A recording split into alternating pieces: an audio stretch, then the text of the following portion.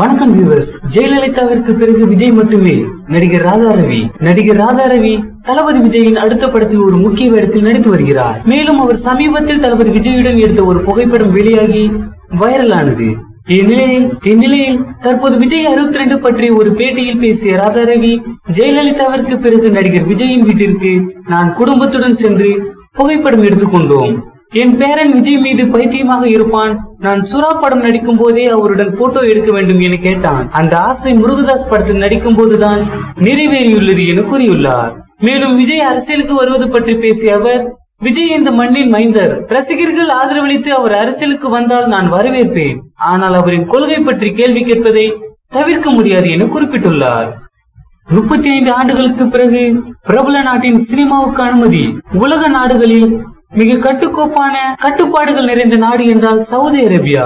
மன்னராட்சி கொண்ட நாட்டில் மத ரீதியாகவும் பெண்களின் பாதுகாப்பு கருதியும் அங்கு சில பொழுதுபோக்கு விஷயங்களை அனுமதிப்பதில்லை.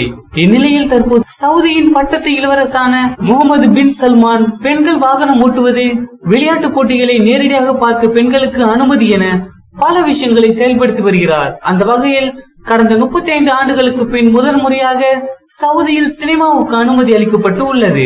ஏப்ரல் 18 முதல் தியேட்டர் செயல்பட துவங்கி உள்ளது.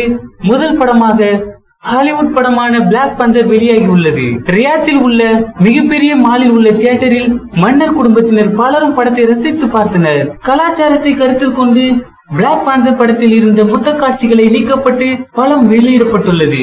இன்னும் 5 ஆண்டுகளில் சவுதியில் உள்ள 15 நகரங்களில் மேலும் 40 தியேட்டர்கள் வரை திறக்கப்பட உள்ளது என அறிவித்துள்ளனர். தளபதி விஜயை பற்றி கூறிய ராதாரவி, இதை பற்றி உங்களுடைய கருத்துக்களை கீழே இருக்கும் கமெண்ட் பாக்ஸ்ல கமெண்ட் பண்ணுங்க. இந்த வீடியோ பிடிச்சிருந்தா லைக் பண்ணுங்க, ஷேர் பண்ணுங்க. மறக்காம நம்ம சேனலை சப்ஸ்கிரைப் பண்ணுங்க.